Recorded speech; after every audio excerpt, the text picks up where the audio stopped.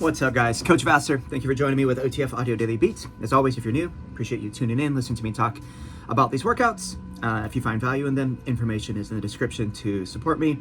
Any feedback, let me know. We are going to break down the brand new 1,000 meter row benchmark. This happens on Tuesday, May 13th. As always, we'll talk about the key concepts of the 2G, talk about the 3G, and go from there. With this being a benchmark, most of the video is going to be spent on talking about that. Everything else should be pretty simple. So looking at the 2G today, first thing, this is a switch template. So we're going to see a 10-minute block on the treads, floor, treads, floor. So they start on the floor, floor, tread, okay? Key concepts though. Today's all about the 1,000 meter row benchmark. Both groups completed in the first half of class. Are you ready to see how quickly you could row 1,000 meters? On the treads, you're on there twice. First, repeat a set distance at your own pace in block 1, then take a distance challenge in block 2. On the rower, we're going to dial in to your split time during the primer. Then it's time for your 1,000 meter row benchmark. Then you're done with the rower. And then on the floor, we're going to finish strong with a total body circuit using dumbbells. Okay. So, obviously, when it comes to the setup for a class, benches, dumbbells, there is a specific row warm-up. It's the same thing that we see all the time when it comes to a benchmark day. So just as a heads up, it's helpful to have this written out on the whiteboard, so that way when the people go to the rowers, they see that and they can start going right into it. And also bring attention to that in the lobby intro. Talk about the treadmill stuff first, then we'll dive into the rowers. So for the group that starts on the treads, standard 1-minute walk, 1-minute, 4-minute base. Block 1 is 10 minutes. They move at their own intensity, and they have these 10 minutes to do as many or as little rounds as they want. They're going to do a 0.2 mile tread. Power walkers is 0.1, 1% or greater. The old bike is 0.8. The old Strider is 0.6. The new bike and the new Strider, I'm going to say, is like 0.5. And they're going to complete that at their own intensity, and then they take a walk recovery until they're ready to begin the next round. So set them up for the success of hands off from you, because you're going to prioritize the rowers anyways. So they could use this as an opportunity to kind of hone in on heart rate response training, also going off of feel and consistency. 0.2 mile tread for most people, if they're at like a base or so, it's probably going to take around 2 to 3 minutes.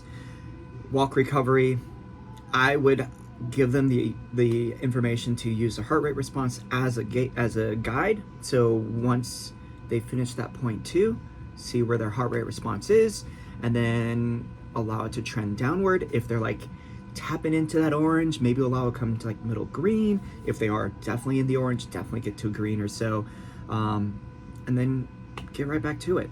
Okay. With this being a self-paced block here, we'll probably see 3-4-ish rounds during those 10 minutes. They'll head to the rowers, talk about that later. They come back to the treads.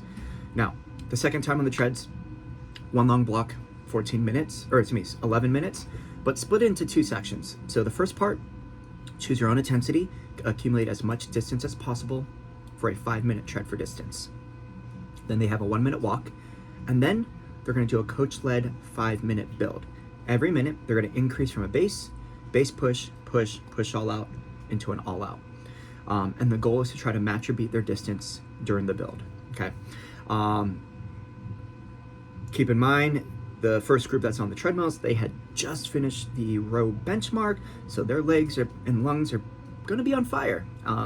So that tread for distance, they might hold just above their base, maybe a very conservative push, and stick with that. So then when they go to the build, they start at their base, and they incrementally increase. Their average will probably be about the same as their 5-minute tread for distance average, or maybe just above. As always, when it comes to a build like this, my personal way of coaching this is thinking about the add effect, where, hey, every minute, let's add the same amount. So power walkers, add 1 to 3% to their incline, maybe add 0.1, 0.2 to their speed as well. Joggers and runners, 0.3 to 0.5, maybe a bigger range depending on how you feel, but whatever you add, try to do that every single time. So if I add 0.3 to go to my base push, I'm gonna add 0.3 for that 1 minute push, and then add another 0.3. Sure, it might not fall within the normal parameters, but because of the duration of what they're doing, it should approach the feeling of what we're looking for. So like, for example, if I add 0.3 to get to that 1 minute push, sure, it's only 0.6, but keep in mind, we're 2 to 3 minutes into that at a elevated effort, it's gonna feel uncomfortable, okay? Finish with a 1 minute all out there, boom, done, and that's the tread stuff. All right. I'll talk about the row benchmark at the very end. Let's talk about the first true floor block. It's gonna be a strength, work, and rest situation. So for the treadmill group, this will be their very last floor block. For the group that starts on the rower, this will be the third block of the workout for them. We're gonna see 4 movements, 6 to 10 reps for everything, rest after each movement. We're gonna see a single arm chest press, and then alternating lateral lunge to bicep curl, bench bird dog low row, and then seated shoulder press into the stand. That's also their finisher. So very standard functional and foundational movements that we see almost all the time. Opportunity for members to really dial it in and choose a rep range and a weight choice that works for them to help build strength. So 6 to 10 reps. Obviously, if they go higher on the rep count, it might be a little bit less on the weight. But if they could consistently do 10 reps, no problem. Could they go slower or heavier and still get that same number of reps? Or, you know, if they're on that lower end, if they're only getting 6 or 7 reps, let's keep it at that weight and make sure they take adequate rest so they can maintain their weight choices, okay? The biggest one for this one, as far as major options, the lateral lunge to bicep curl definitely gives people problems a lot of times with that lateral step. You could do it as a shift and then hit that curl with both feet kind of wide. And then the bench bird dog low row, people struggle with the balance, but it's good for them. The main thing is we want to draw that belly button in, neutral spine, and the leg that extends out, really try to emphasize driving the heel back, drawing the belly button in, and firing off their glute, okay? So the hips are strong in that position, and the hand that's on the bench, we want to actively press away from the bench rather than sink down into it, okay? That's gonna give them a lot more stabilization in the shoulder joint, and it should give them better support overall. And then the seated shoulder press to stand, nothing too fancy there. They're sitting down, press overhead, all the way back down, and now they're in that front rack position of like a squat, stand up with control as they sit back down. Cool? Cool. All right. The big topic of the day is the 1,000-meter row benchmark. So for the group that starts on the rower, they're gonna have that dynamic rower warm-up. It's a 250-meter base row, step out squats for 10 reps, and then forward backward hops for 20, and then they will repeat this. Generally, people will only get about 2 rounds of this during the 5-minute warm-up, and that's okay, because really it's more about getting them to row for about a minute and then get them out of the saddle and get them to move to help loosen up their hips and improve like ankle flexibility and mobility. All right. During the warm-up, draw attention to split time. Okay, because obviously the lower the split time, the more aggressive they're working, the sooner they're going to finish. Also, stroke rate. During the warm-up, 18 to 24, and honestly, keep them about there. Now, when we look at 2 blocks, the first block is going to be timed with you. It's a 2-minute and 15-second build. We start at a base, go to a push, and then finish with a push all-out row. Every 45 seconds, we are challenging to prime the body by decreasing the split time, okay? So starting out with that 45-second base row, draw back to the warm-up, 18 to 24. Keep them in that stroke rate range, if anything, and then have them be aware of what their split time is. When we take it to the push row, we want to prioritize a stronger leg drive back to generate more power. Split time from base should hopefully drop about 1 to 3 seconds, okay? Stroke rate may go up 1 or 2 strokes per minute higher than what they were doing at the base, okay? When they go to the push all out, let's try to do that again. More leg drive, drop the split time another 1 to 2 seconds, okay? And then they have 75 seconds to catch your breath, and then they go into the 1,000-meter row benchmark. Now, with this being the first time for everyone, everyone's gonna get a PR, so celebrate that. Now, in terms of people who have been doing Orange Theory for a while, and maybe they've done the 500, they've done the 2,000, we could use that information to set them up for success with this benchmark of a range that they will probably finish in and be good with, okay? The 500 meter row benchmark, obviously one of the most toughest short benchmarks because it is too long of a distance to treat it like an all out, but it definitely feels like an all out the entire time, all right? Usually it's coached in the way of start with like a push all out effort for the first 350 to 400 meters, and then the last 150 or 100 meters, that's the all out, okay? A lot of times people start way too hot, they start at that all out effort, and then they gas out, and they're struggling for that last 100, okay?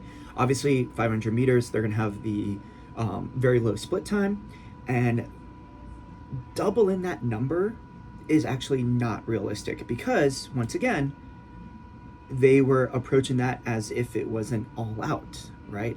And for most people, they're probably finishing around 1:30 to 2 minutes. So honestly, doing a 2-minute all out is not physiologically possible. So to have them consider the idea of trying to maintain that pace for 4 minutes, also not very likely, okay? But it gives us a good idea.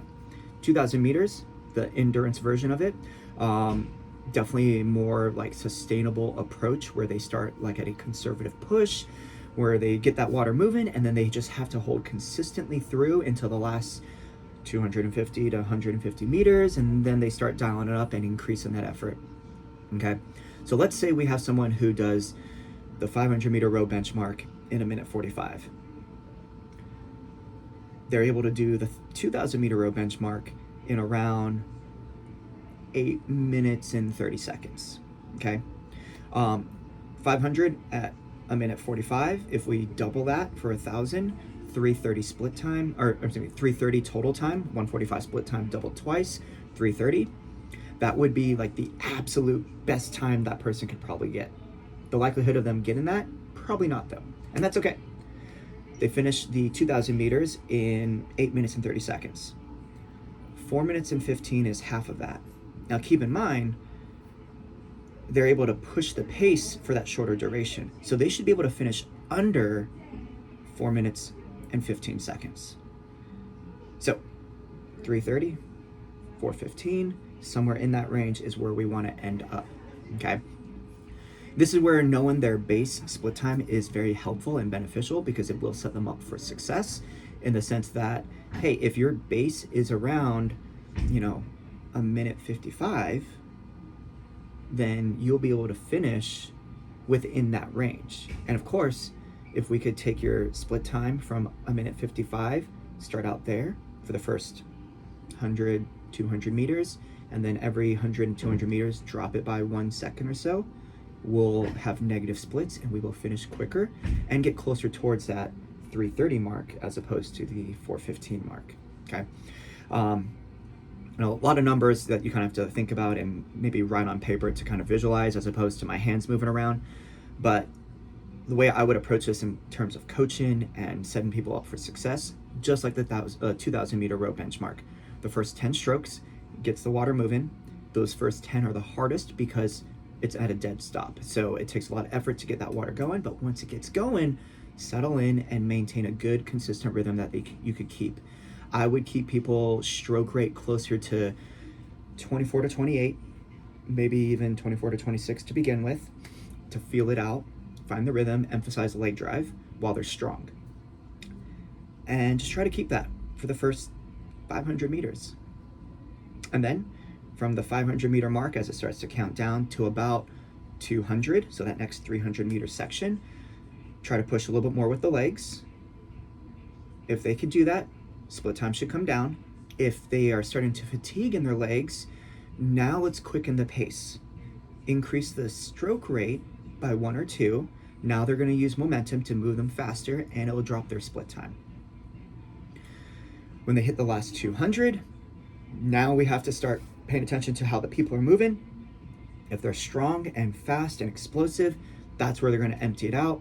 Right about 150 mark, they go for 10 out of 10 on the leg drive, 28 to 32 plus on the stroke rate, and really empty out that gas tank. They should finish feeling similar to that 500-meter row effort from a benchmark there. So definitely they finished the 1,000 meters, they rack their handle, and they are gassed.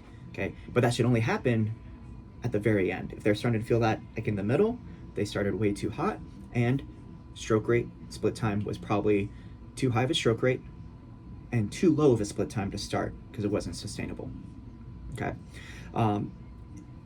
that's really all I could say about this one, because it's first time for everyone. If you have the comfortability of talking to your members prior in the lobby and they have their phones, pull up their previous benchmarks of the 500 and 2,000 to help them strategize, be like, hey, you know, it took you this and this, so within this range, that'd be a great goal to aim for.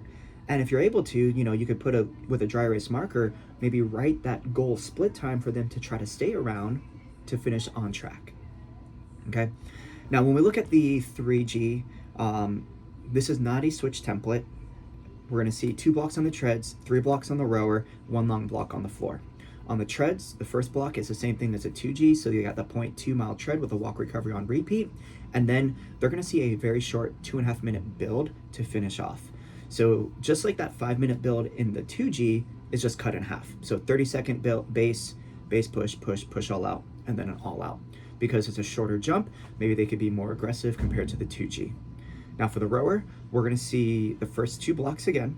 So they have that 2-minute, 15-second build, base push all out, 45 seconds each, 75 seconds to get them set up. Then they have 6.5 minutes to do their 1,000-meter row.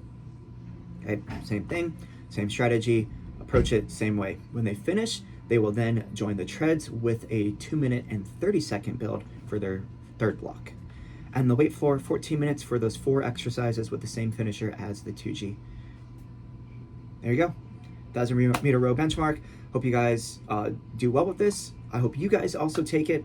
I'm planning to at least try to do the row at some point during the day. I'm coaching, I'm opening, and then hopefully hopping onto one of the rowers, the class right afterwards before I have to head home.